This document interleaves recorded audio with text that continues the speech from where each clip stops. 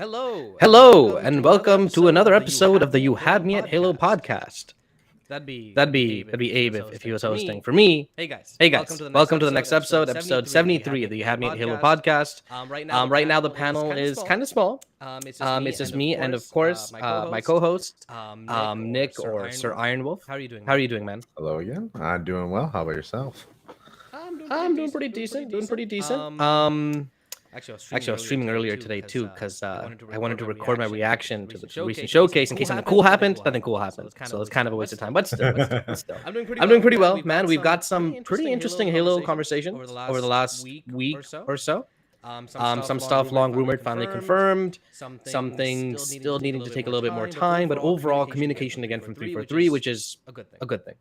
Period. So I guess I'll start off by asking. How have you been playing Halo or Forging or all over the last 2 weeks since our last episode? Unfortunately, no. I haven't had as much time as I thought I would. Since last time I've on. I might have touched oh my god. Playlist. I don't know. Sorry, my bad. I didn't mute my mic. I had an echo. We're good. So, sorry, yeah. Yeah, oh my god.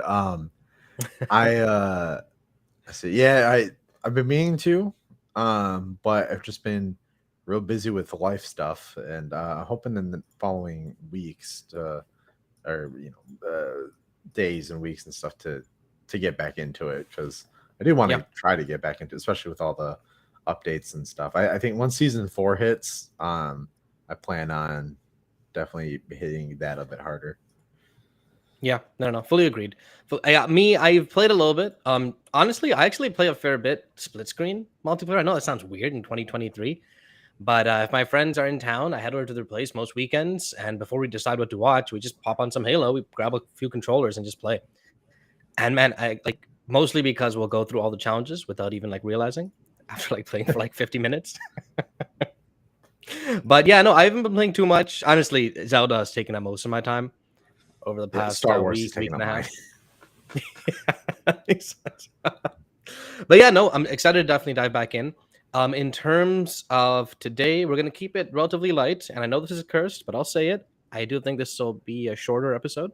There's not too much to talk about. It's more so stuff still in the works, still coming. But let's jump into it. Okay. Let's start off first with they revealed the cover for the Didact novel. It's called Epitaph. And I believe I remember from the old summary, it's about, I think the Didact in the domain, and it's going to be more of less of an action-heavy, moving the plot forward thing. It's going to be more like a character piece about the character. I'm kind of curious about that. Yeah. Did you read the Foreigner trilogy? Yes, a long time ago. Yeah, of course. Yeah. So, yeah, and gosh, my headset's now yelling at me that it's gonna die. Yeah, I read them a while ago. I mainly do the audiobooks, so that way, because I like to multitask. Yes, so of course. Actually for a while at work, I was kind of getting back into the audiobooks earlier this year, but nice. Yeah, the Forerunner stuff. Gosh, it's been a while. I mean, they came out with Halo 4, so it's been almost 10 years, right? Yeah. So it was probably close to that. Yeah. It looks like YouTube is having some trouble with the buffering. For people watching, is the video okay? Is it smooth? YouTube's telling me it's not receiving enough video to maintain smooth streaming. If that's happening, I can bring it back down to 1080. 1440 is a test. I was hoping it would work, and it really should with my internet and my everything, but maybe my lack of RAM is giving me trouble. I don't know. But let me know, chat, if there's any buffering or anything. And if there is, I'll switch it back down to 1080. But yeah, Didact is... I mean, I saw the comments to the tweet and whatnot, and they're like, oh, why isn't the story in the game? And blah, blah, blah. And to be honest, if you want the Didact story, it was never in the game. Not really. Yeah. Yeah, I think they cut a lot of it out. Yeah. I mean, the terminals obviously have a fair bit of it, but to really know the character, you got to read the Foreigner trilogy. It just, when I think of this book, it just makes me sad, man. I feel like this really feels like a prime book for Bear, if you're still with us, to write and explore the character once again. I don't remember who wrote it. Who's writing it? But I'm sure they'll do a decent job, if not a good job. Yeah, I forget the name. Mort is saying we're stuttering a bit, so I'm gonna pause the stream for half a second and switch us back down to 1080. He just copied and pasted what I posted and didn't fix your name. So okay, I think we're back. Yes, we're back, and now it shouldn't be stuttering anymore. It should be a solid connection. I guess YouTube and friggin' 1440 don't work too well, huh? Okay, either way, sorry about that, Nick. Yeah, I mean, the Didact, the character, I mean, I'll keep the conversation going a bit. What do you think? Do you think they should bring the Didact back in the actual main games? Do you think it's okay just kind of probably ending his story, starting it again, then ending it here? I think they... So when I played Halo 4, I was like very sad that they killed him off. And because I was like, he was such a good enemy. Like they could have had basically, I think, another trilogy with him as like and the Forerunner army and stuff like that. They could have done another trilogy with that. So like the first trilogy would have been, the Covenant, and the next one would have been the Forerunner, but they kind of botched that. I fully agree. When I first saw the Didact and read the books and everything, in my head I was thinking like, okay, so Halo 4 will be meeting and fighting the Didact, right? Halo 5 will be the Flood coming back, and then Halo 6 will be you and the Didact teaming together to take out the Flood. Like in my head, I thought that was going to be like the story structure for the next trilogy. I don't know if that was ever the plan or whatnot, but it never ended up happening, and it kind of made me a little sad. Yeah, and when I found that they brought him back kind of in the books and stuff, I was like, thinking like, man, they should have just kind of kept him dead, because I felt like it was more impactful a little bit. It just kind of wrapped up that story. The issue is they already kind of moved it with those comics, Escalation comics, right? Like also a decade ago. So I'm happy they're at least not ending it just there, because that was a terrible ending for the character. Yes, I'm glad that they are writing the story and stuff, but I don't think they'll bring him back in the games. No. At this point, like seeing the direction they're going and everything, and the bringing him in would just be too muddy. Yeah, no, fully agreed. And yeah, in general, it's just I mean, they are clearly bringing some stuff from the lore and whatnot back, assuming they keep up with Halo Infinite's current story setup. But yeah. Okay, sorry, I'm just trying to just do some other stuff at the same time, get something showing, blah blah blah. That's good enough. Okay, all right. Anything else you want to add about the Didact and the book coming out? No, I don't think so. I know it'll probably be a while until I get to the book, because it'll be in the backlog of books already. So, but it's always cool to see that. I always love that they continue on with the books, because it just adds more lore and everything like that. And that's, in my opinion, where I think they should explore more of these like side stories and stuff. Yeah, I agree. Like,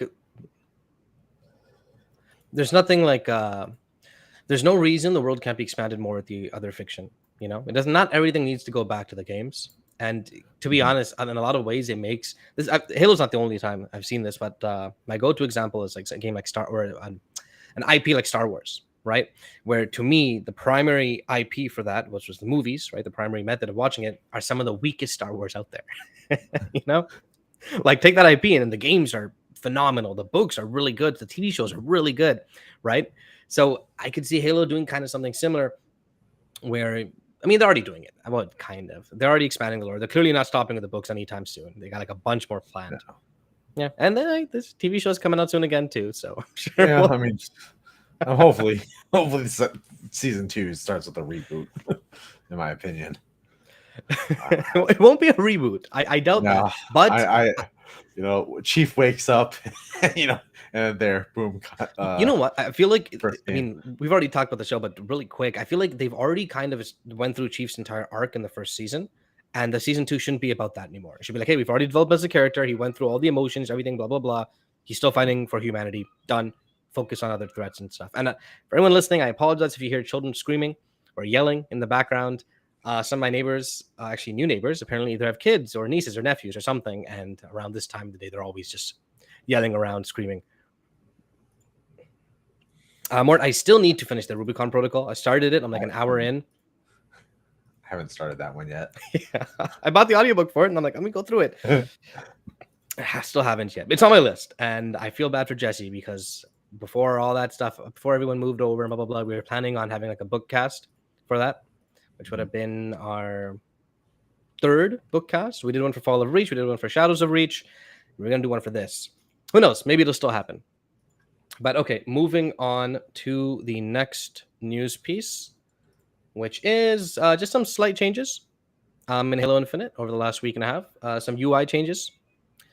They moved the playlist page. Now, instead of a picture taking up half the screen, it's just a list of all the playlists. More visibility for the playlist on the bottom, which I guess makes sense, right? I'm sure they have the data for the amount of people that scroll down. And yeah. Well, and it's like when you start adding big lists and stuff like that, it just gets clunky. Yeah. No, it makes sense.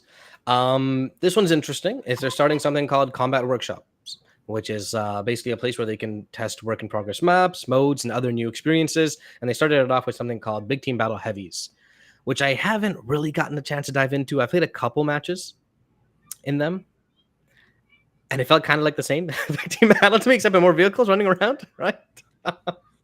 Yeah, I was always a fan of Big Team Heavies, so I'm glad that they're bringing that in. So it feels like heavies means what? Just more vehicles, or also like heavy weapons? And more stuff too? vehicles and heavy weapons. So Okay. it's just like a lot more rockets. The giant spike gun. I keep forgetting. Can't think of the name of it. Yeah. Skewer. Yeah. Stuff like that. And then obviously like the more tanks and vehicles and stuff. But they don't. Yeah. And obviously they don't have as wide range of vehicles as they did in 5. So it'll be kind of closer to probably Halo 3 heavies. Yeah. In the sense of just, more tanks and then more like rocket launchers and those types of weapons. Halo 5 went a pretty interesting route, right? Where like they just shoved so much into the game. Like, hey, this vehicle, that vehicle, this weapon, that weapon, this weapon. And it worked for the game. I imagine for Infinite, they're a little less cavalier with the content they add to it. Yeah, the production cycle. It's a new engine. Well, at this point, it's not new, but it's first time for this engine, so they're still trying to develop everything. Whereas, like with Halo 5, I think it was easier to port stuff from Halo 4 over. I'm not entirely sure, but I know the engines were pretty similar, or like built off of each other, so it wasn't too far of a jump.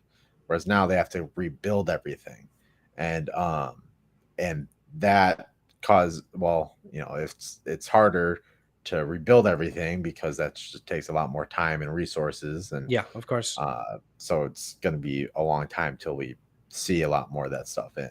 I mean, I think eventually down the line they'll figure out the processes to go faster and faster, and iterate faster. But I mean, they're already getting there, right? Yeah. We'll talk about it, but some stuff. The way they talked about season 5 was it made it seem like it's not going to be super far away. You know what I mean? Like they've nailed that part down. And I feel like something like that is like, assuming Halo Infinite goes on for 3-4 years, whatever it is, right? Fast forward a year, 2 years from now, you'll have more weapons, more maps, hopefully more vehicles. Like it'll get there. Yeah.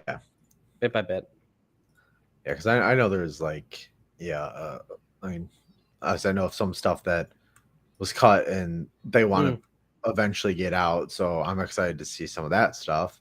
Yeah. And we've even heard them talk before about how there's things on their wish list, like playable elites, for example. Yes. They said that, it's not being actively worked on, but it's still something that they want to do eventually. Yeah. But right now it's nowhere in the pipeline. Which, man, is all the more reason to just keep this game going.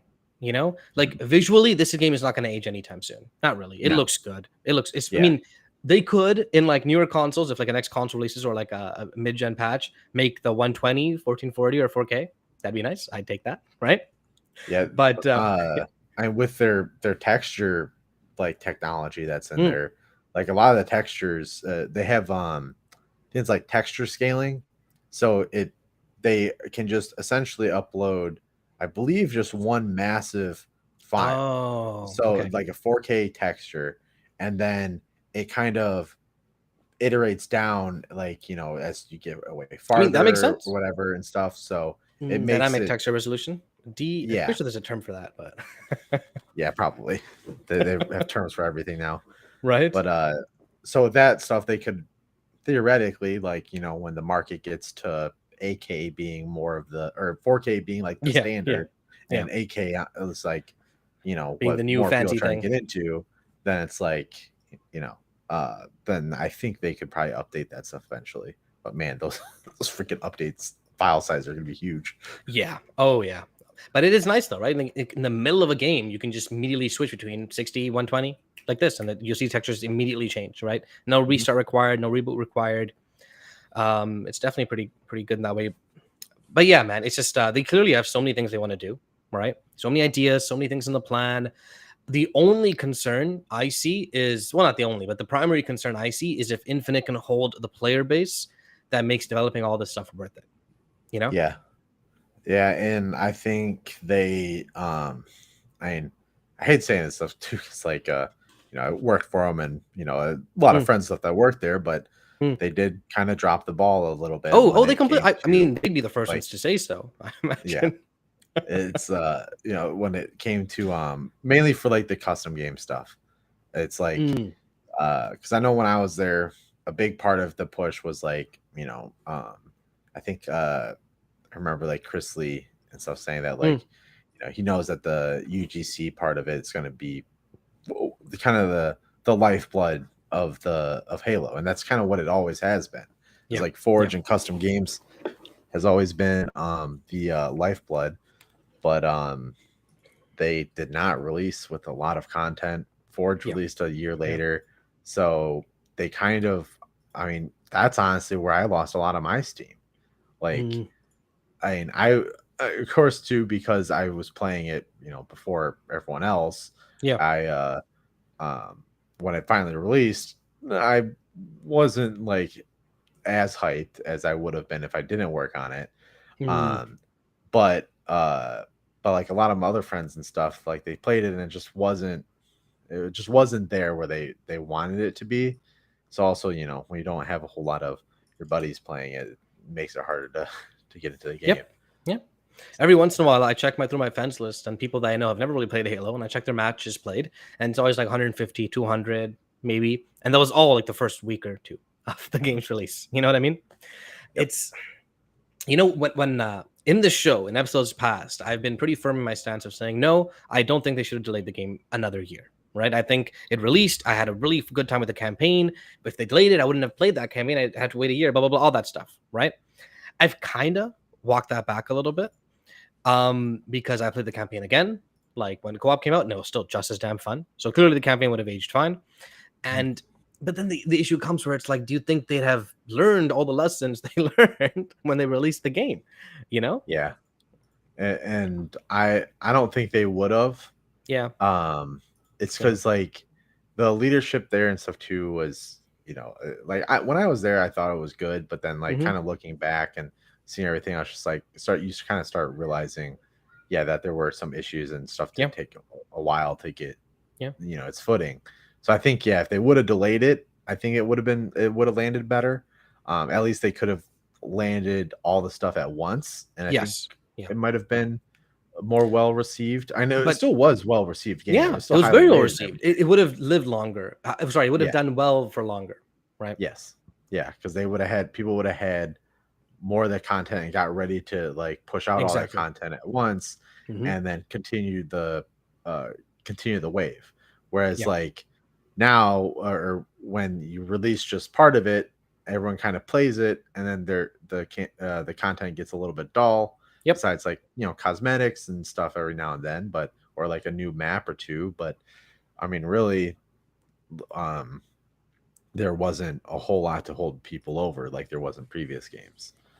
And now I think they're starting to get into that rhythm, Yeah. but we'll see if it's. I hopefully infection brings back a lot of people. It's not just infection. We'll talk about it, but I feel like there's a lot of games like this.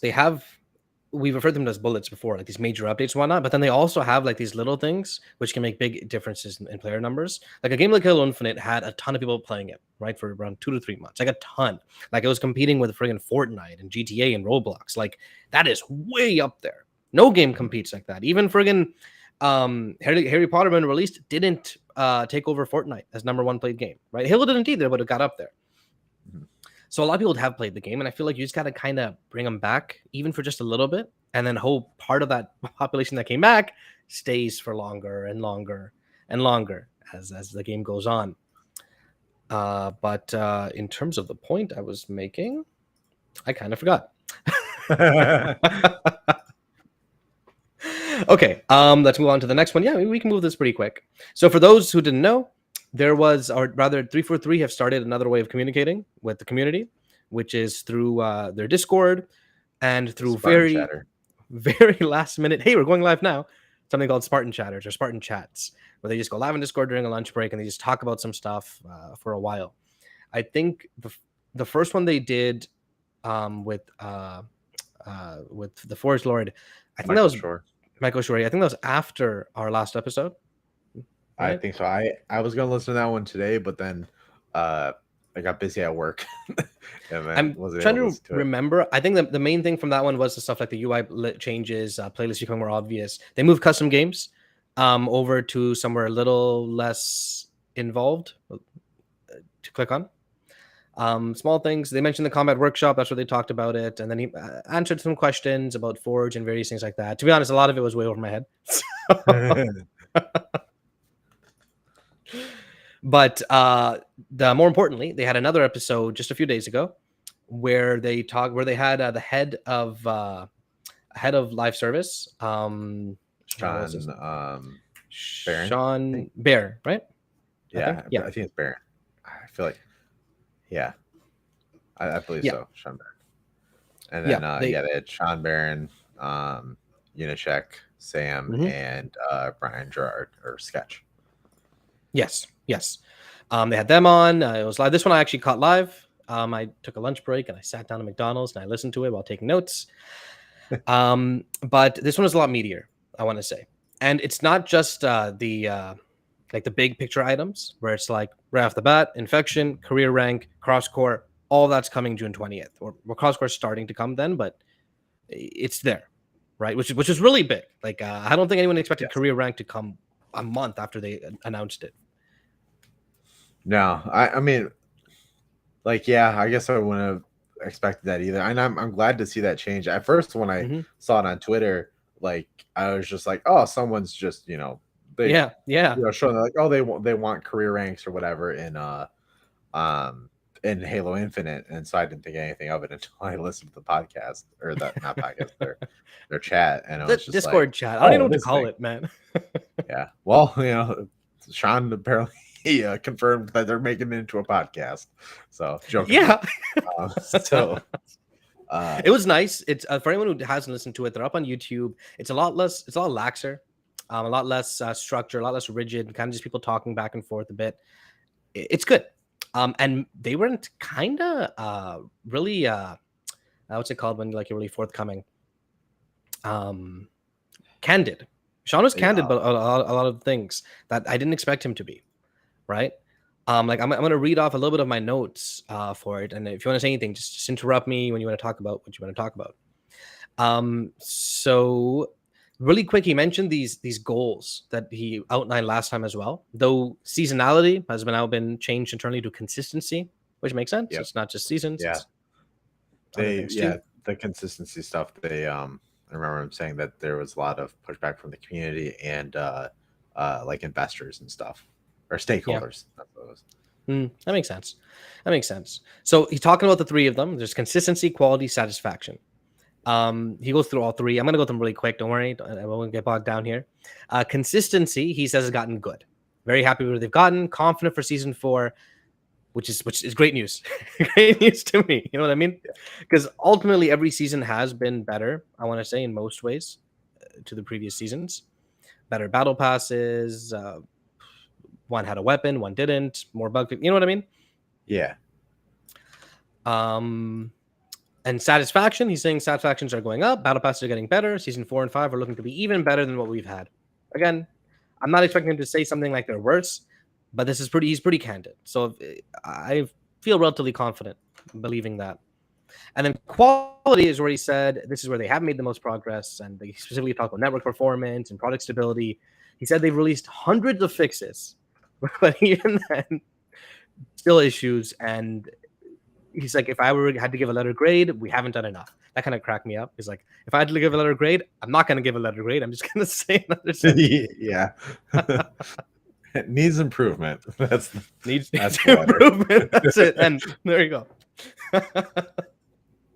I mean, this is something we've known. I feel like even in this episode, even in this show, we've had kind of the wrong idea with a lot of these things where it's like, they'll just get the fix out like this, right? It'll just one patch will release and everything will be solved and will be good.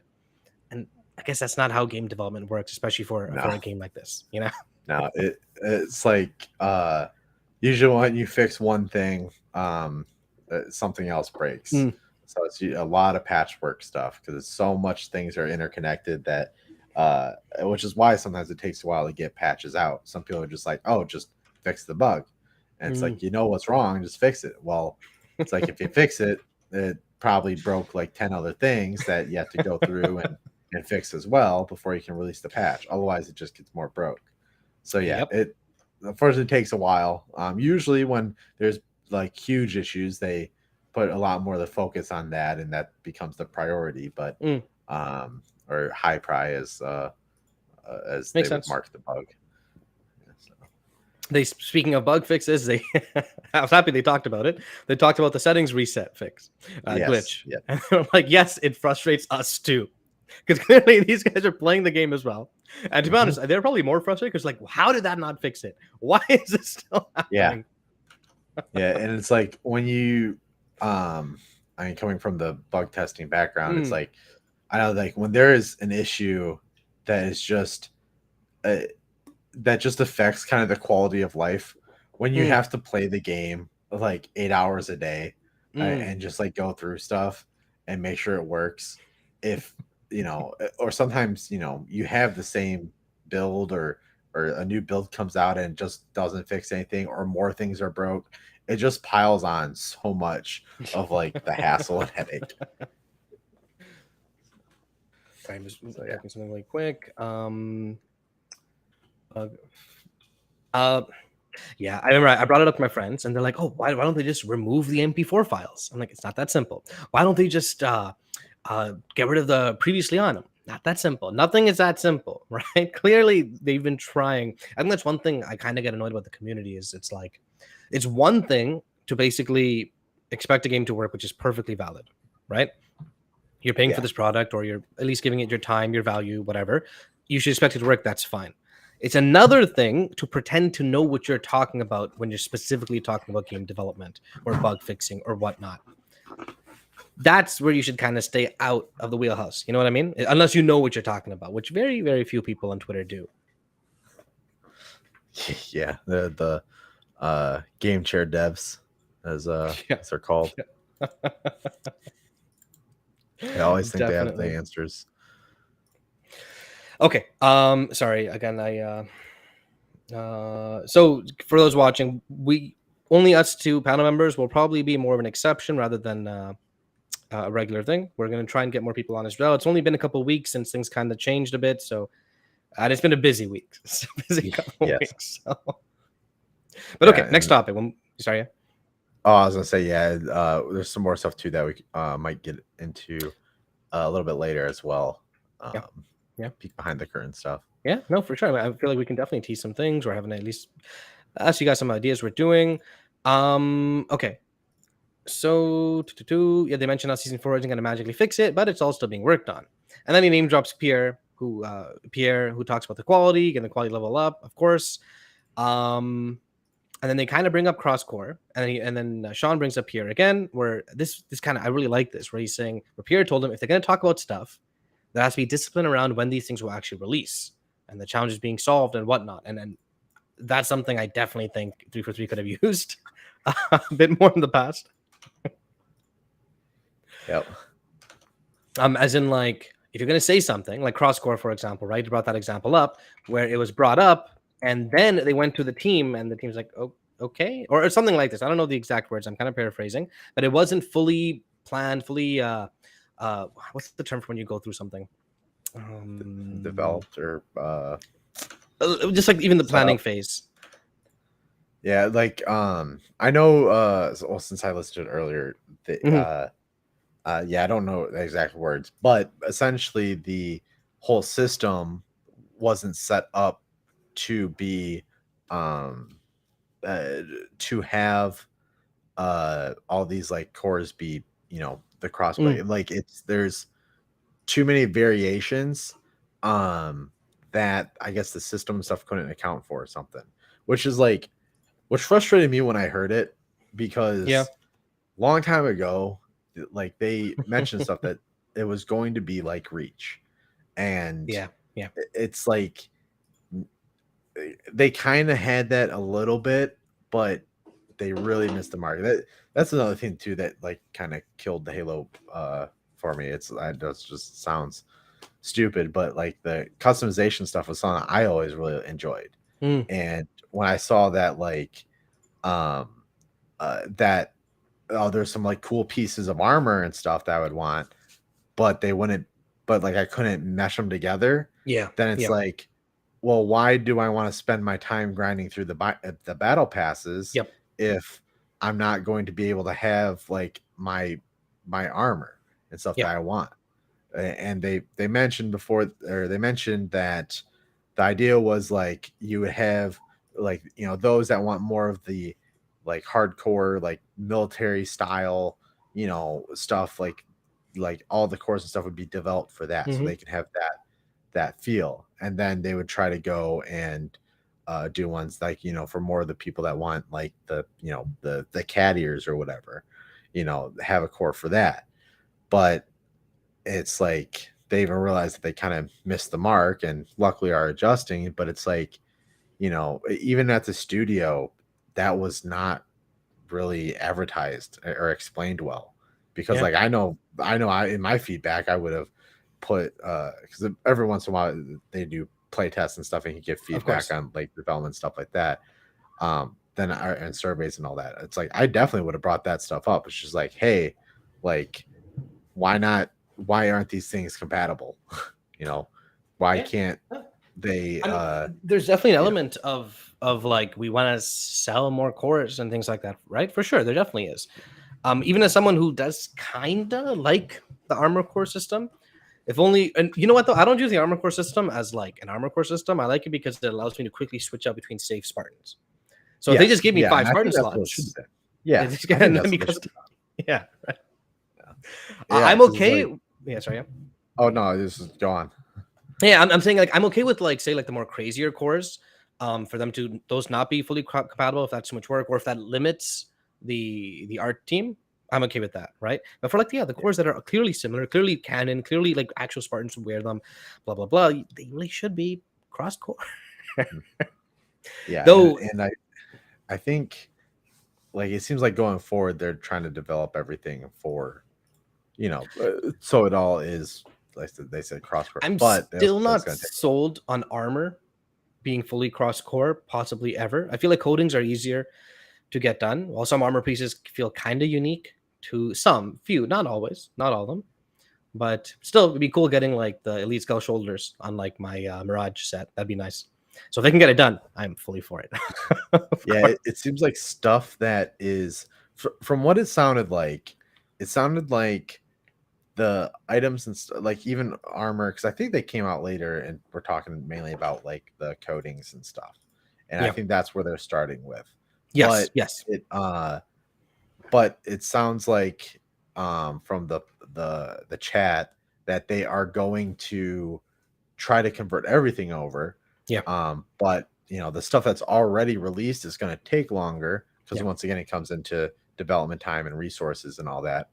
And then on top of that, when they develop new stuff, I guess that stuff's going to be set up for like universal core Yeah.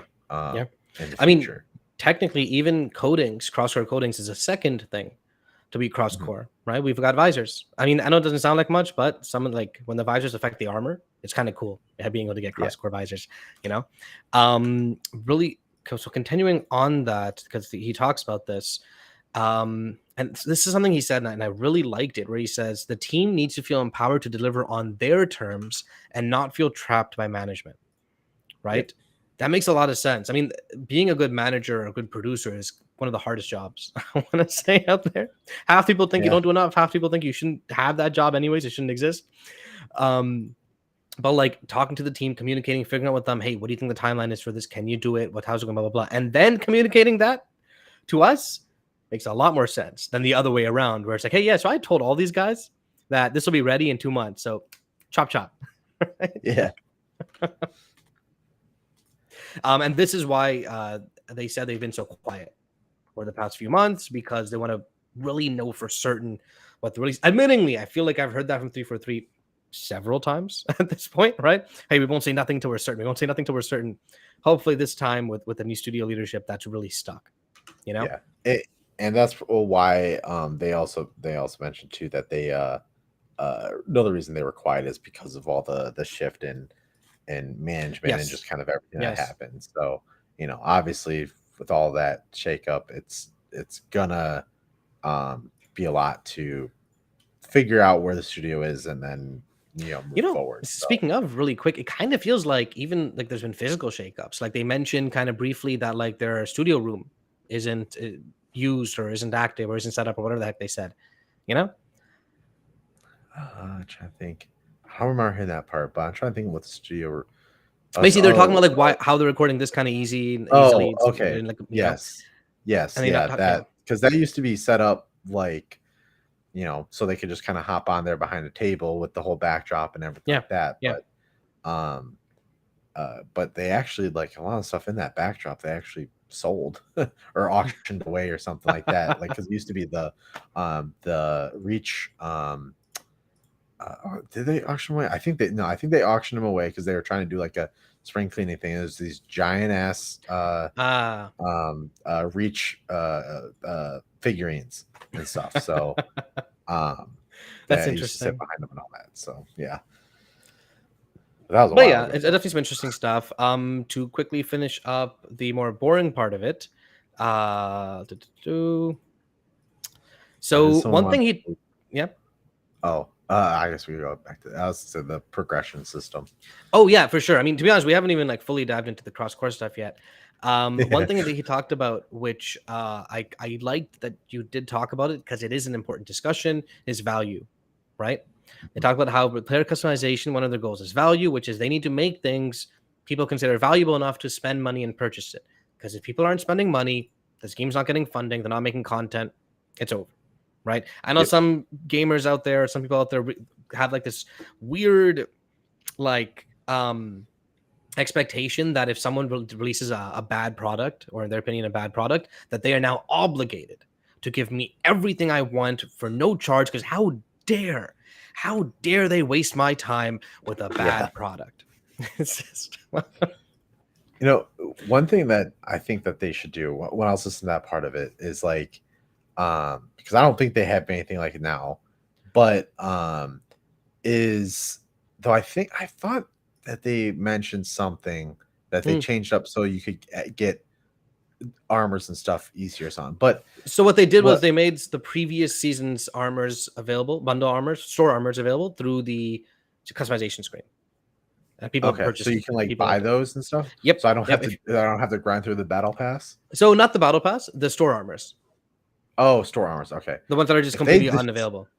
Like I would that's because now I could probably maybe find some stuff, but I missed. Yeah. But because I hate the limited time stuff. I mean, like my emblem which was like the wolf emblem that I had in like all the Halo games, like that was a limited time thing. And I probably an event, right? Yeah, it was an event. Yeah. And it's like, I didn't know that. It came out for like the Lone Wolves thing or whatever. Yep. And because it wasn't really advertised that well. Yep. And I missed out on it. And it's like, that is my emblem that I've been using for the past 15 years. Like, come on. No, for sure. I mean, that's one of the issues, I guess, with games as service games.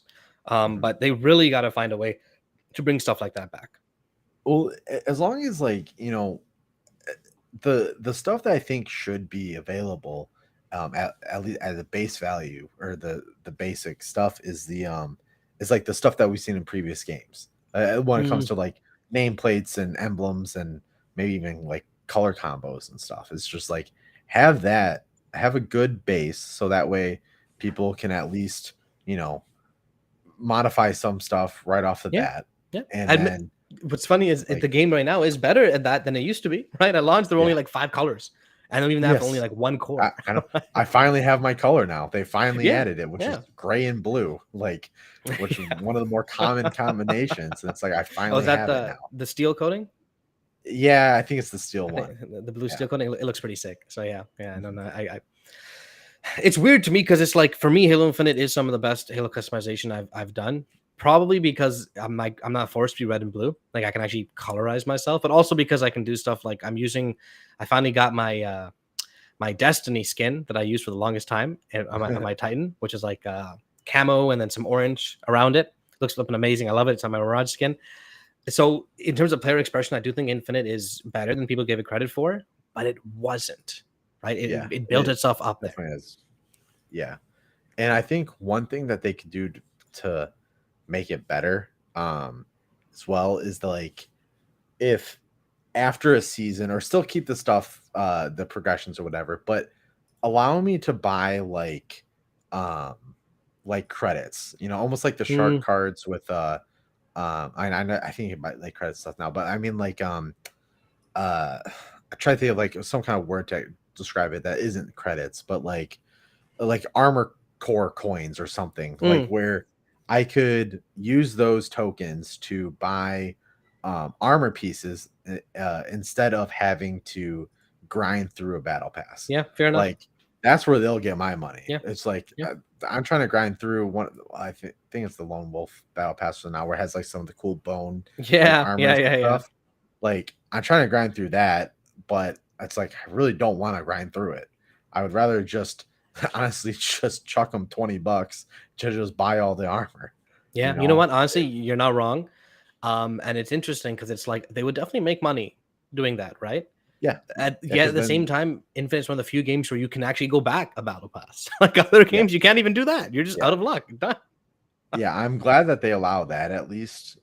Because I know with Apex, like that's something I mean my friends are grinding through a lot, and we have fun Yeah. playing it, but it is something like yeah, you'll kind of lose it, and luckily it's like not too bad, um, Yeah. but yeah, you Mix of can't go back. Ficto does mention in chat you can buy battle pass level ups, but I feel like it adds up a fair bit if you can get all the way to 100 through buying it. You Yeah, know what I mean? yeah, it starts adding up a lot more. It's like I would rather just Mm, uh yeah. pick and choose. Exactly. um Honestly, that's kind of a good point. Is maybe they should just every single item, find a cost, put it on. mhm. People really want it, they can pay for it. I mean, and nothing super crazy, right? Yeah, But then yeah, that goes like back into value and like bundling everything and blah blah blah, crap yeah, like that. there's definitely a system that I think they can figure out where they can still make the money and stuff. Because yeah, I mean, using the battle pass level ups and the boosts and stuff, like those unfortunately they still sometimes some like the XP boost, they still require Mhm. me to kind of grind through. Oh yeah, And it's oh like yeah. I don't want that. So you It's should like I don't definitely want to be have to using them grind on through. Tuesdays. Use them on Tuesdays, play for an hour, and you get like 5 levels. Oh, really? Because basically, when your challenges reset, right? So you use a Oh, WXP, okay. you have all 10 of your challenges. You can probably knock them out in like 2 hours, and they'll give you probably 4 to 5 levels just by doing that. There's definitely ways, but I get what you mean though. It's not everyone will agree because some people will be like, I want to only get this armor if I put the time in and grind it to level 100 on this Yeah, pass, and right? and I think they can still keep that. Yeah. Like they don't have to get rid of it because they should still have a free option for that method. Well, It's same no, thing no, with not just GTA. that. It's like you can just People, grind away money. there are people who are like, I don't want anyone to be able to buy it. I want to be able to only grind it. And to that, I say, what do you care?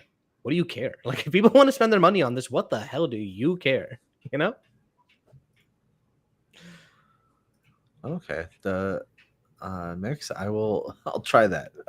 I'll because that sounds so much easier than grinding. Oh, yeah. You'll fly so through it.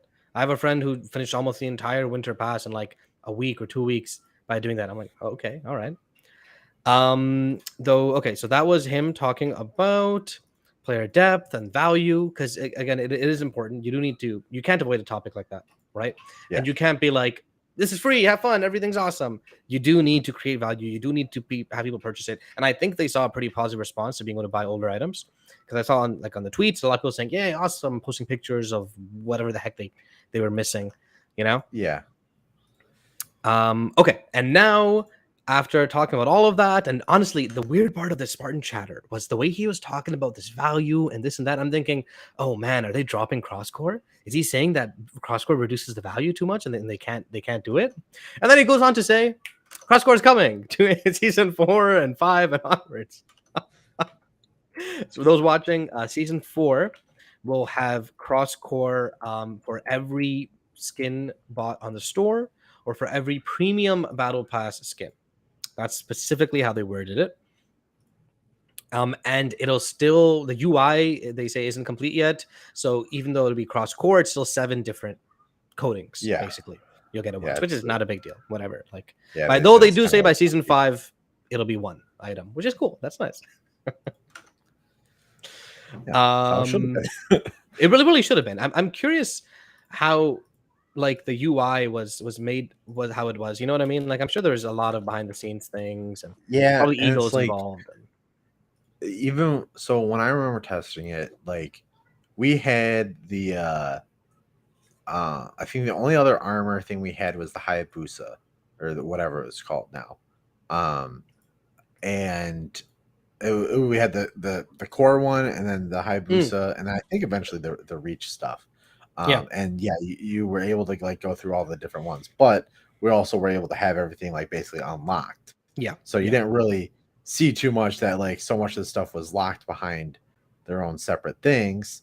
So it was kind of harder to even see at that point that we did see a bit that was just like, okay, like, I guess they are having the separate things, but you know, we thought that the armor, at least the armor colors or coatings would have been cross score, because that seems like something that, like, you know, someone would like on no matter what. Man, it sucks, because it's like you'll be in, like, I don't know, the department making the maps or something, and you make this phenomenal map and it looks great and everything's awesome, and then it'll be like the live service team, which is like, oh no, this is locked behind the shop, this you can't get, this, our progression system is in such a way that it takes months to unlock to finish the battle pass. You know, like, those are the errors I think they wouldn't have caught even if they delayed it a year. You know what I mean? Yeah.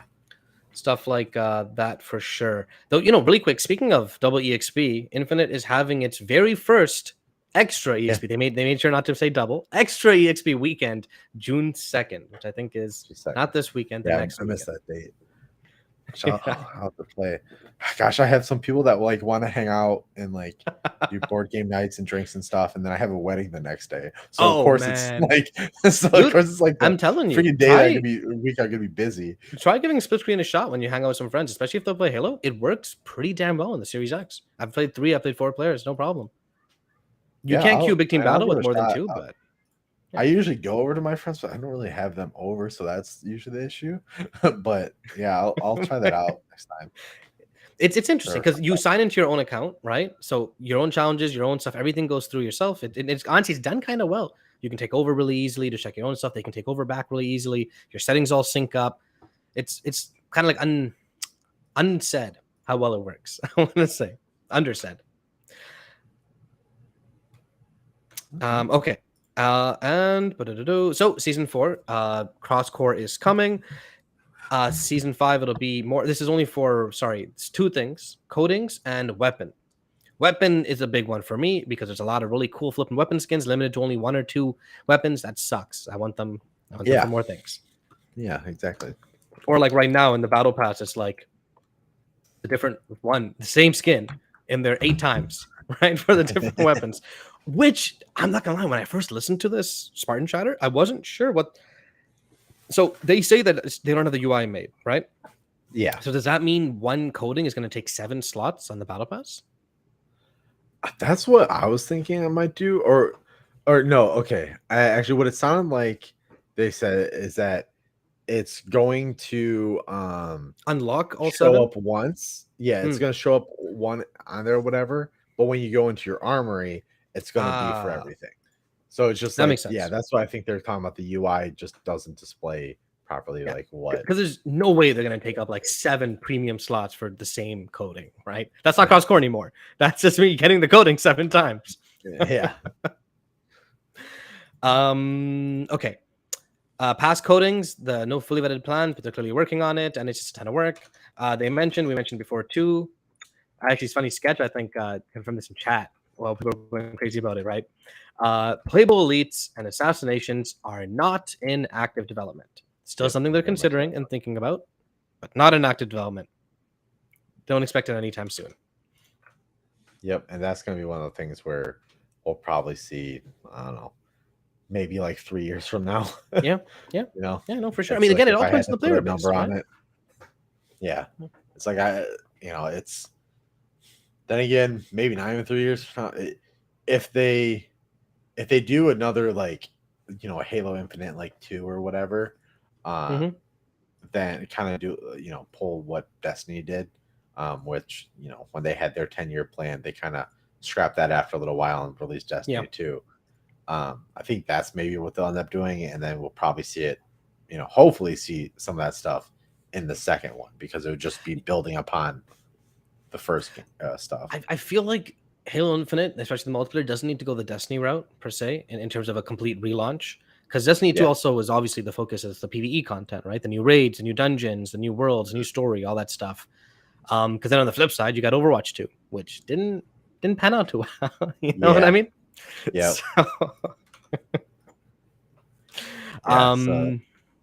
Yeah, I don't think they'll do a complete like relaunch, because I mean, with the Halo, and it's a shooter. It's like they can release probably some bigger modes and stuff, but it probably would be more for a campaign push and maybe just like an update to like the engine and stuff, or like big updates or something like that. That would just be kind of like, I don't know how they would do it, but and who knows at this point? That would be so far down the line to even speculate. But yeah, fair enough. Continuing on from the Spartan Chatter, we're almost done it. They mentioned Plaza because people kept talking about Plaza. It was initially, and here's another thing I feel that they talked about or confirmed a little too early, right? They're like, Plaza is coming mid-season 3. No, it's not. Now it's coming early season 4. By early season 4, I'm assuming they mean probably like mid-July. I want to say, if I had to guess off the top of my head, which is probably just in time, or not just in time, but it'll be in time for the next major, which is in early September. And then, of course, the main thing, or I guess 2 main things. One is, okay, Infection's coming season 4. Everyone knew that. Even they said it was one of the worst kept secrets. Yeah. There's entire clips of the Infection game mode already out there that I've watched a little bit. Not too much for, but a little bit. It's coming season 4. It's coming at launch. So June 20th. It's there. It's playable right away, which is nice, which is cool. It was in development for so long too. Really, huh? Yeah. Kind of like, I mean, so when I was there, actually, I guess not too long. But since I'm part of the Forerunner program, the Forge Runner stuff, so I get access to some stuff early. So like, I knew about Infection for even a while before that, but yeah, makes sense. But for a while ago, like, I do remember them saying like, oh, we're not going to like launch with like Infection and stuff, and that stuff will come later, along with some other modes and stuff too. But I was like, thinking to myself, like, why? It is one of the most iconic like custom game modes, and it just allows for so much, customization and stuff too. I mean, there's people who have been trying to make their own version of custom. Of zombies. I've played a few. I've played a few versions of it. It's fun. It's a little janky, of course, but it's fun. Yeah, because it's just like it works, but like sometimes it'll do a hiccup, and it's so but it sucks when you have like these very complex modes that you're kind of relying on the community to make, and it's like, well, these are modes that were standard, or it's like kind of weird. It went from the modes being something the community made, like back in Halo 2, technically for Infection, and then became a actual established mode, and then they kind of like made it not an established mode to let the Yep. the community make it, and then they're like, oh, okay, now we'll release it. So yeah, it's just kind of weird. Sorry, I was trying to show the cutscene playing that obviously basically hints at it. It's the last cutscene in the season, which, by the way, I don't think they did a kind of a good job in telling you it's there. But my computer's kind of lagging up for whatever reason. I probably got to restart it, so I can't show it right now.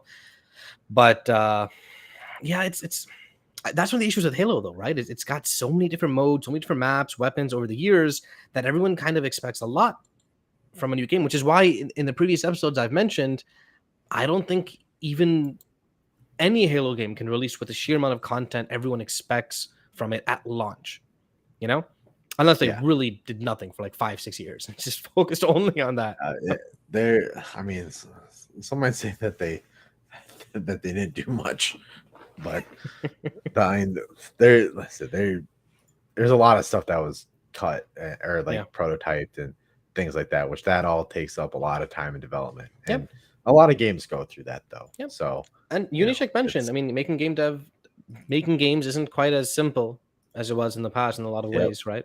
Especially shipping them, going through patch certification, blah blah blah. Yep, and I think I haven't worked at a smaller studio, so like I don't know for sure, but I feel like smaller studios might have it easier in that regard of having a more singular vision early on and then going right for it. Also, the scope is a lot smaller, but like less executives breathing on their neck, I imagine. Yeah, and it's like when you get to the bigger games and stuff, you have a lot of people who have many different ideas of like what to do, and it's just like, oh, this will be like really cool. Let's try this, and then but in order to like try that stuff, you kind of gotta build it out, and then from there, like test it and stuff, and then after a while, you just realize, oh, this is gonna take a lot more development than we actually have time for, or it's like, oh, this actually isn't kind of what we want because it doesn't feel like Halo anymore. There's a lot of stuff, and it's like it always sucks to see. It's like I know when I've the first few meetings when I heard like all this content is going to be cut and everything, I was just like, damn, like people are gonna think that was exciting and stuff. And I was like, I wish we could have got it, but it's like sure enough, fortunately, reality starts setting in. Yeah. The sheer amount of work for even like the stuff that you don't think will take that long, it ends up taking quite a while working on this out. And the last thing they mentioned in the Spartan Chatter was career rank, something that's been rumored for a while. Some leaks have happened, and some images we've seen, and they kind of went silent on this again for a while. Like, where's it coming? Where's it coming? And then they're like, boom, coming June 20th at launch of season 4, which I don't think anyone really expected it to release that soon. No. What is career rank, you say? You tell me, Nick. What is career rank? Oh gosh. I didn't even look much into it, but I like in previous Halo games, not just in this one. Okay. Yeah, no, sorry. It's like I think the 1 through 50 ranking. So now it's like they're going back to the military ranks. I think they said in the chatter that they're a futuristic military game. So let's go back to what the ranks, the military ranks were, which was very common in Halo 3. Yep. And I think like Halo 2 and stuff as well. Yeah. I believe. But I just remember them in line in Halo 3. And I think the high, it's easier, of course, at the lower ranks to move up. But then once you start getting higher, it determines more of like skill and gameplay and stuff like that. It's like exponential, kind of flux too. More EXP, right? The more you level up, the more EXP. And I don't know if they're doing it in this one, but like you used to be able to go down in ranks. As well. So Halo 3 had that, right? Yes. Yeah. So you kind of like go up and down depending on how well you do.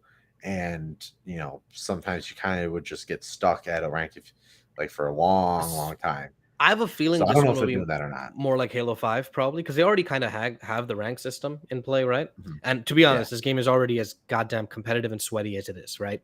Without yeah, every single game mode you play affecting another rank. yeah, I wouldn't be yeah. surprised if it's just Halo 5, basically, but it's just, yeah, more you play, more XP you get, the higher your rank goes. It's just another progression to just kind of keep playing, keep watching, right? Because for a lot of Mhm. people, even if they finish the battle pass or even if they don't, like for me, my progression is ranked, but holy crap, I can only play like 2 or 3 ranked games at once without like having to put the controller down because it's way too tense, way too stressful. Well, this is just nice number going up, and I'm hoping they have like if not codings, but at least like emblems and things like that tied to the various ranks. They should be, right? Yeah, yeah, Yeah. yeah. You would think so. And more, I am not sure. Is it personal level? Souls Like how even? Spartan rank was in Halo 5, which was I think a personal level. Yeah, it was basically Yeah. their version of saying how much have this guy played the game is I think how it Okay. was in Yeah. Halo 5. That's what I figured. That would be the best way I think to go. Um. You think Uh. they'll retroactively take that into consideration? Oh, I don't know. Usually when they try to implement stuff like this, Hmm. sometimes it doesn't always work retroactively. I mean, it might, but I mean, you would hope, so that I mean, way. they know the exact number of games everyone's played, so I feel like at the very Yeah. least they should assign a certain base XP to per game and just use that to like get your base level, right? That'd be nice. Yeah. I That would be think nice. League did something similar when they first added something like this. They went back to your games played and gave you levels based off of that stuff. But either way, I yeah, it's think exciting Apex stuff. like that Sorry. too. Yeah. Apex did something like that too when they raised Mm. the level caps after like so long. They I think you were able to get some levels and stuff out of it, but not as much as you expect or something. I don't know. I did something Yeah, similar. I wouldn't be surprised if they hold back on like the initial level boost, and then like once you actually start playing post career ranked launch system, it's easier to gain the levels, right? So if someone's played like 4,000 matches, which I know some people that have played 4,000 matches, Yeah. they're not going to instantly be capped or whatnot. Whatever Yeah. the heck it is. Yeah. And then putting caps on stuff too, it's like I don't know, that always just sucked. It's like Yeah, yeah, I like when you put caps on like for example how much XP you can get in a day. yeah, Like yeah, why limit that? yeah. It's like Fully agree. if you want to grind out and stuff because they have a full day that they just want to sit through and just grind through, like let them do that. Yep. Like don't cap it at it's like, oh, you can only get like 1,000 XP a day or whatever. Yeah. It's like, No. no, No. just let me get whatever I want so that way I can level up on my schedule Yep. and not have Fully to agree. come back Some and make it games do another it job. to yeah, straight up. Some games I've seen do it to prevent people from progressing through the content too fast. But a game like Halo Infinite, it doesn't need to. It doesn't need to hold people back on that. It's okay. Yeah, Let them because go. Let them go especially through. when the content, that's another thing too, is like the content's all cosmetic. So like, Yeah. who cares if you Exactly. don't grind through it all? Exactly. Exactly. It's like I get it if you're unlocking like another kind of weapon and Yeah. or Yeah. attachments in Call of Duty or something, you know, but yeah, if it's cosmetics, no, just let me get it as fast as I want. Let people go wild, right? What the heck? But yeah, career incoming is. I mean, it doesn't sound that big, but I feel like all these little things will add up. Yeah, Because what's also coming June 20th is, of course, the big showcase in a week or two before that, which I am like 95% certain we'll see some kind of Halo Infinite trailer. If they yeah. don't, they're stupid because that's a huge opportunity to market your game to millions of people again and say, Yeah. hey, look at all these cool stuff we've added. Come try this out. It's free to play. Mhm. Yeah, it Though would I'll be a tell you good right thing now. to. Yes, right. Yeah, I was gonna say, yeah, it'd be silly if they don't show anything there. Yep. Like, yeah, you'd think that they would, because once again, it's Xbox's like flagship title essentially. Yep. Well, some I might mean, argue that next Starfield is now. next episode we might dive a little more into E3, June showcase, that kind of stuff a little bit. But yeah, for anyone listening, I would say expect a trailer, right? And to be honest, their trailer department has been pretty damn good lately. The last few trailers have been like top notch. Mhm. So I feel like a trailer would do really well, period. And yeah, that's it for the Spartan Chatter, which was the bulk of our topics for the day. And the last thing is Yeah, I think the last topic we have is nothing much. It just said, hey, HCS is still going strong. We had a big tournament recently, and we're gonna have actually I think there's one next week, but there's also the next major happening in roughly a month, in Texas, Arlington, hosted by Optic. So for those watching that, that's gonna be a pretty good time. I will be going. I ended up booking a ticket to fly. We'll be Oh, so you're not going. driving through? No, that's so long. I really should, but the issue is my brother. He's playing on a team that's funding his travel. So Oh, he's like, okay. yeah, if I don't need to drive and they're paying for my ticket, I'm just gonna get a plane ticket. That makes And I'm like, sense. Yeah. okay, fine, damn it, I'll buy one too. Off my own pocket, but I'll get one. But yeah, there's also one in September in Fort something, For Fort Lauderdale. Worth. Fort Worth. It's right next to Arlington. Like literally when I went to the Arlington map, I'm like, let me check what arena it is. And I type in convention center. The Fort Worth Convention Center showed up instead because it's right there. Though it's interesting. It's the building they're playing as is literally called Esports Arena, which is kind of cool. Oh, that's pretty Yeah. cool. Yeah, I know, right? Optic is running it, so it should be a pretty good time. For those watching, expect tweets, images, maybe some more details, maybe some more in-depth stuff. Maybe we'll get a little bit more into some of the HCS stuff as we approach closer to it. But yeah, that's happening too. Other than that, Nick, did I miss anything? I don't think so. I think that covered all the major news stuff. I mean, we could probably want hit and talk about kind of the future of this podcast. Yeah. Let's talk before we dive into that.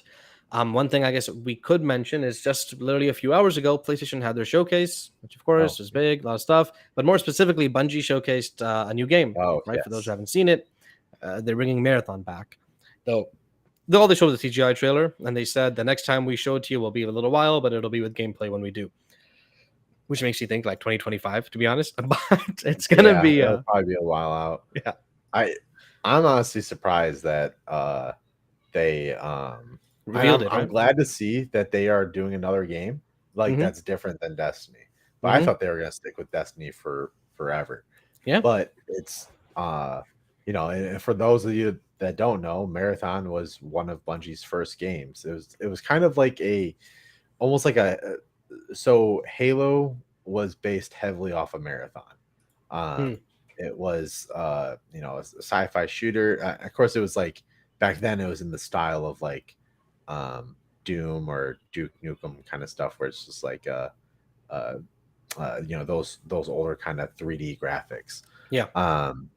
But yeah, it was just like there was a lot of similarities. So it'll be interesting to see kind of like how they approach it this time, if they go back to some of their original lore, and or if they are just kind of taking some of that essence and using that old brand that they had and kind of expanding upon it and making it something like new or different in that universe. I remember I read somewhere like an interview or something where they talk about how they are going to respect the lore and kind of bring this universe back in a way. But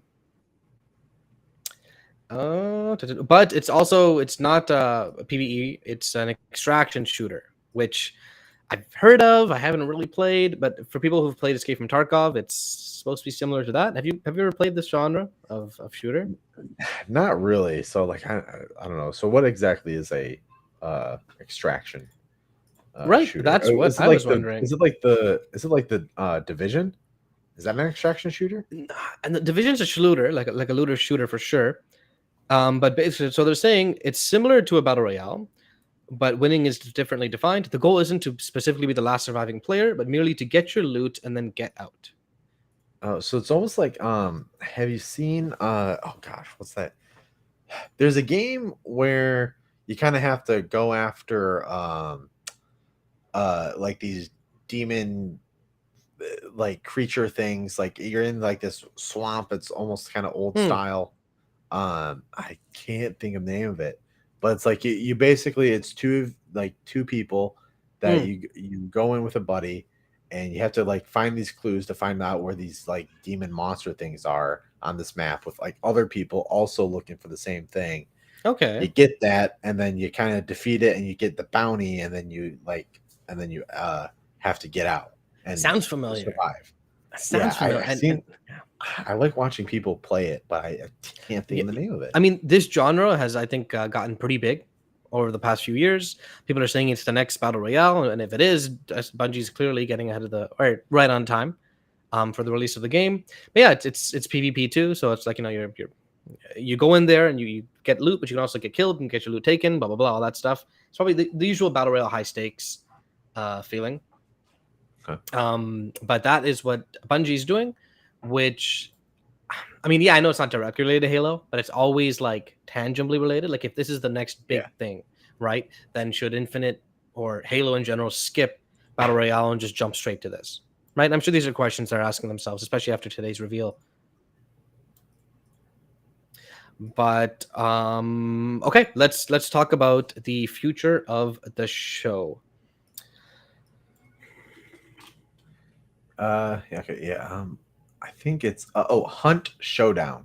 Hunt Showdown, of course. Yeah. I've heard of Hunt Showdown. Yeah. I knew I had it in my yeah. Now that you say it, yeah, it makes sense. So I thought it was Hunt, but I kept on thinking like The Hunter or something like that other hunting game. Yes. So that game. But I guess before I want to mention too, like, when I was watching the trailer, I was honestly hoping that it was going to be a more single player focused game. Yes. I'm actually kind of bummed that it's going to be a battle royale kind of thing, because Halo has Tachanka, which apparently is supposed to be something along those lines, and it's like, that would be cool to see at the showcase.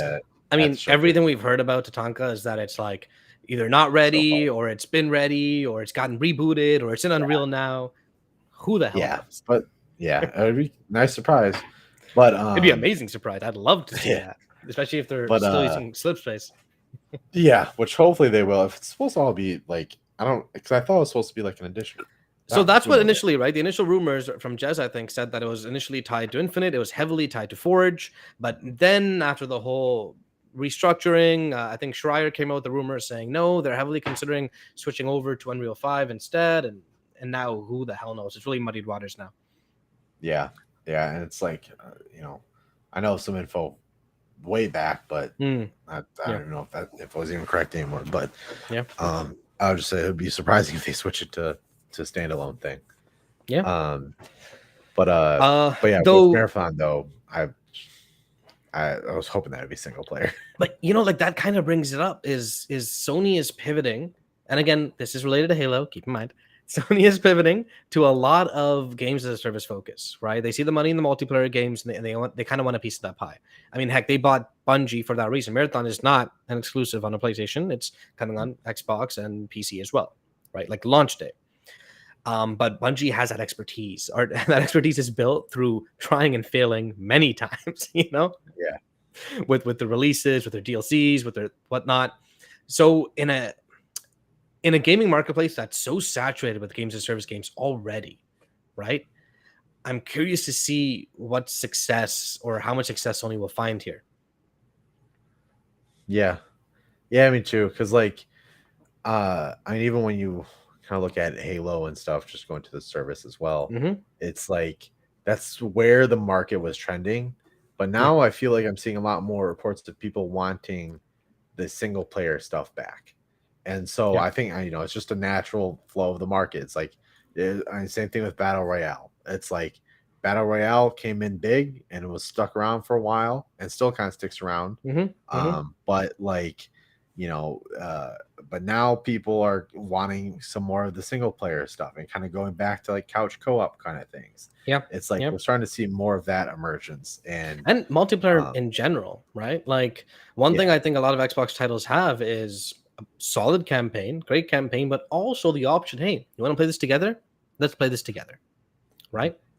Because if you think about it too, like a lot of the market and stuff of the age market that kind of grew up with a lot of these games and stuff. It's like now a lot older, has families, jobs, not a lot of time. So it's like they so like, like me, if I get home late at night, I like to, sit and do a single player game, go through it, relax, right? and and like, and don't have to worry about trying to party up with anyone.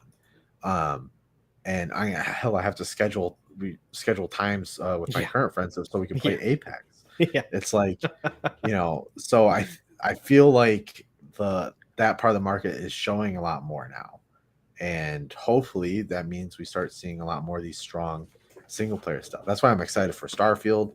I'm Yes, excited for Mass yeah, Effect. Like, yeah. I want to see more stuff for Mass Effect. I want to see more stuff for that come out this year because I'm really excited for that. Huge fan of the series. Probably like it's up there with Halo for me. Um, Really, huh? yeah. Damn. Oh yeah.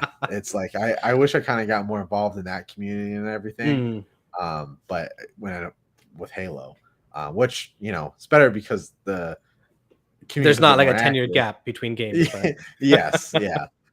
But yeah, it's one of my all-time like favorite stuff. So, it's like but those once again, single player focused games that I just like, Yeah, now I feel like that's all I have time for. I get it.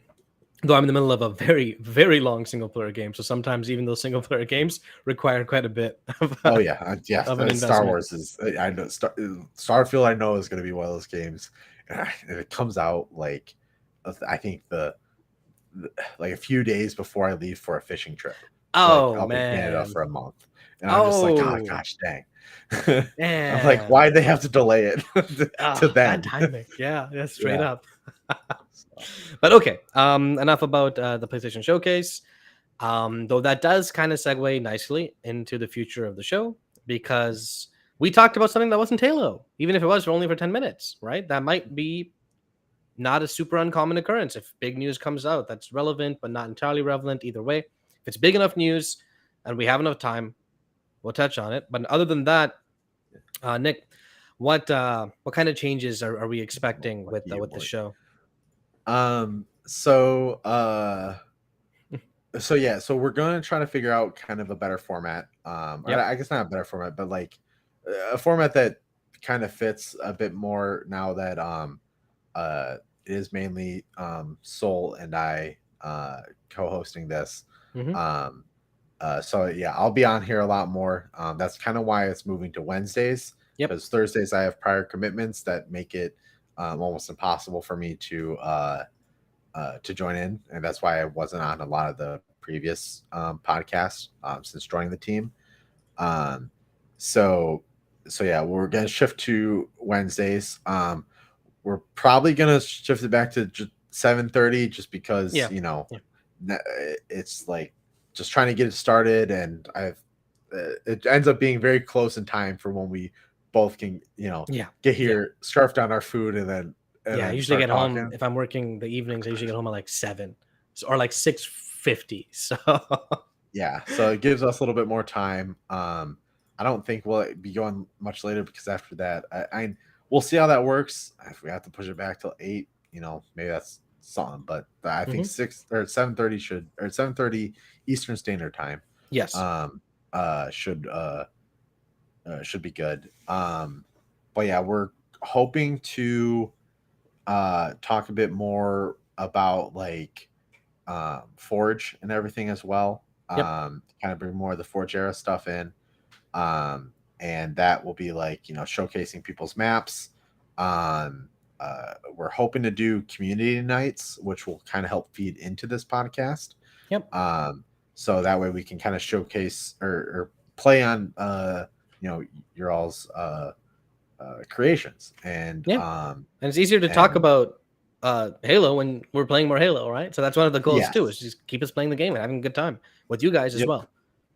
Yep. So that is something that we're going to try to do.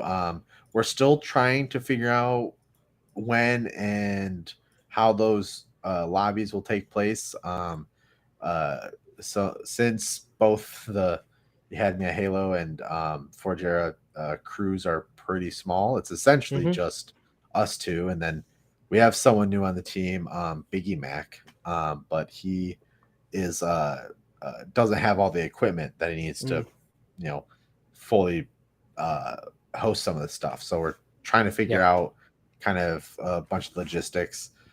So I guess like, if you are interested in Halo and everything, and there is openings on the team.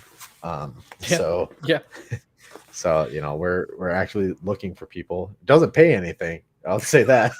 So it's more doing it for fun and experience. You can use it for experience on your resume. That's what I always do. I fully plan on 2 years of asynchronous working. There we go. Yeah. And but yeah, it's like mainly trying to help out with community stuff, so like our Twitter and videos and streaming.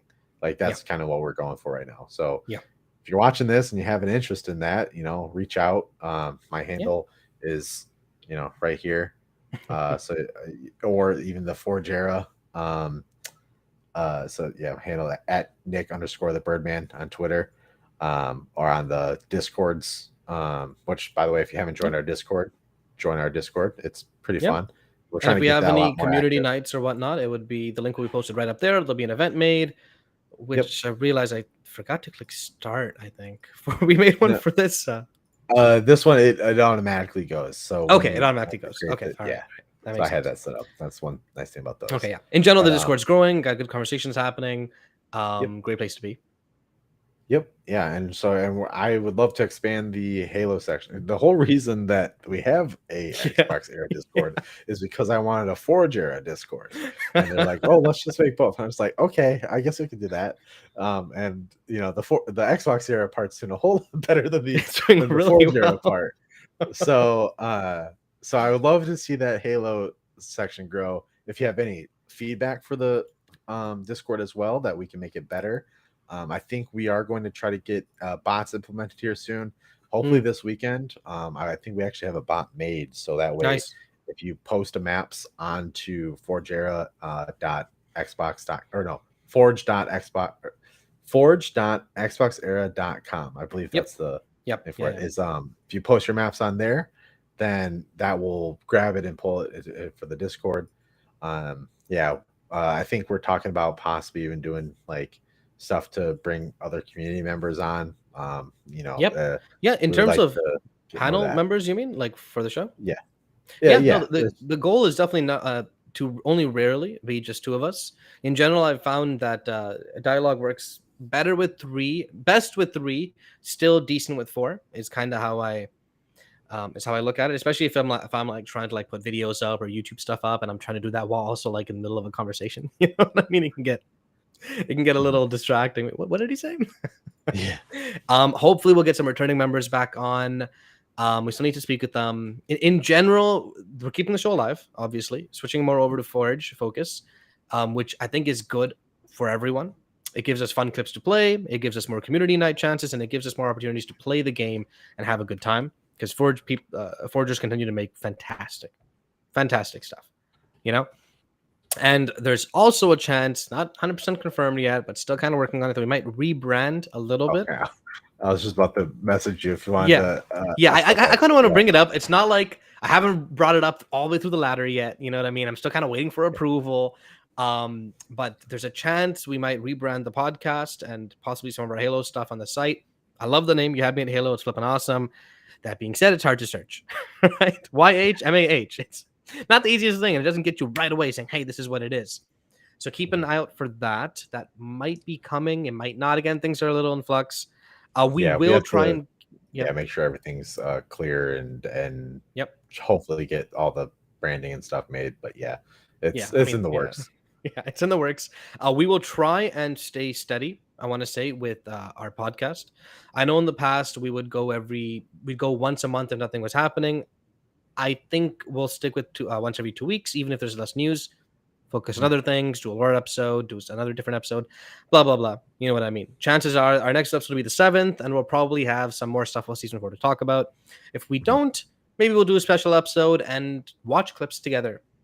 Maybe E3 clips or things like that. Just in general, have a good time.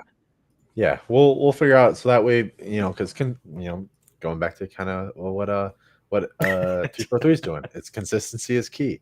Exactly. That is a big thing when it comes to like content creation podcasts. Is like if you're on a consistent schedule, it's a whole lot easier to find and tune in. Yep. So yeah, but we plan on trying to expand out. Doing maybe some like lore episodes, maybe like more focused on some people in the community, like a full podcast focused on like what they do.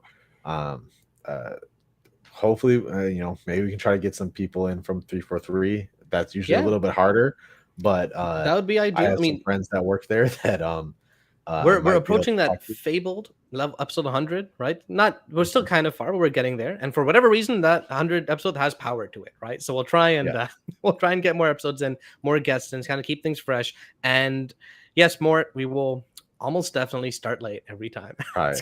Well, hopefully, with moving to 7:30, we won't have to. And like the unofficial start time will become the official start time. So. Hopefully. But I think that about covers it. I don't think we have any questions. We are now taking questions from the Twitter, from Discord, and from the forums. You post them in any of the three places, we'll see them. We'll get them and we'll answer them. I don't think there are. Yeah, no, not right now, which again is expected. What was I gonna say? Ah, crap, I forgot. I wrote down a lot of things. I didn't write down this part. Yeah, well, I think this is becoming to be one of the shorter. I think you we broke the curse almost. Under an hour and a half, which is not bad. That's not bad at all.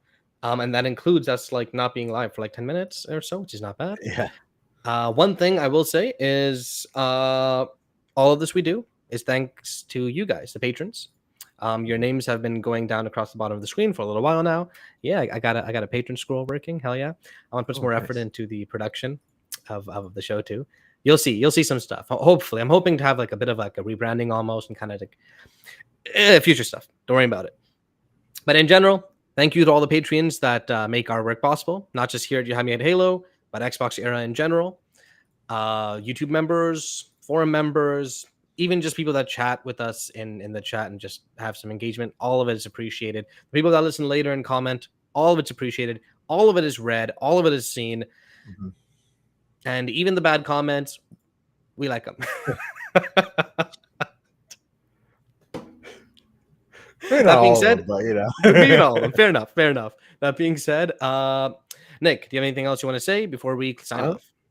I was say like that go back to the patrons, Patreon subscribers and YouTube subscribers, all that is like if you sign up for the Patreon, we have some like awesome stuff that we can they give out, giveaways, access to special spots in the Discord.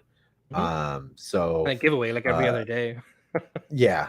I would say I guess do you want to find the Discord link while I yes, of course. Chat and so yeah, like but the money and stuff that comes from that helps run the site and it helps us, eventually if we get enough, we can possibly do some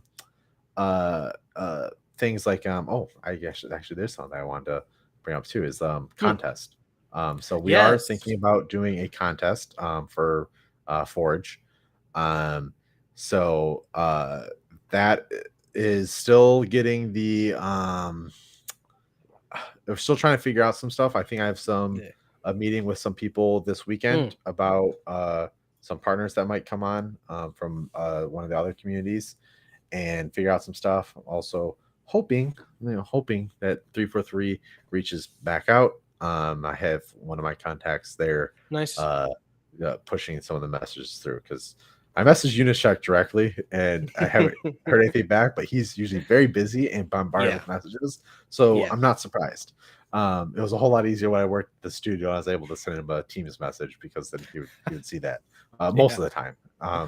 But I have a friend that works there Max Extra actually he does a lot of the playlist stuff. Yeah. So I told him it's just like, hey, any chance, interested in this? So we'll see if that all happens. But yeah, so anyways, we're hoping to do a contest. More information on that soon.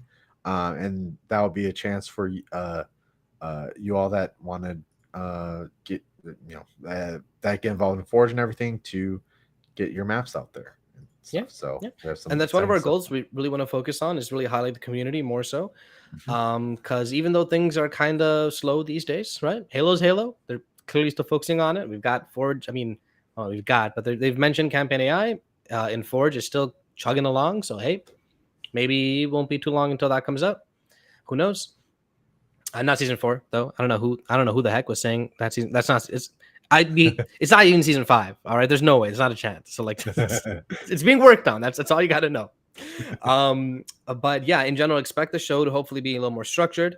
As episodes go on, we get more used to the new format, the panel members, rotating guests, things like that. Expect more regular sections of the show, things like sports section, and hopefully, I'm still kind of looking into it. Something like the games that Jesse and the guys play in the main podcast, something kind of fun, lighthearted that community can get involved in. And overall, just we're going to put effort into this. We're going to keep it alive, and we will have a good time. Yep. Yeah. So, like, share, subscribe, all that stuff, especially share, tell your friends about this. The only way that we can, do a lot of these things is if more people, watch and interact and everything. It allows us to do a lot more cool stuff with all of you. So, that's, a huge part of it. And I think that sums it up. Our Discord handles are underneath us if you guys want to check us out, our individual things. As XboxEra, we're going to have a video up before the showcase, probably a video and article, probably the week before the June 11th showcase, about predictions for what we may expect to see, may expect not to see. So keep an eye out for that. Other than that, I think we're good. Keep an eye on the Twitter. We might have a community night within the next week or two.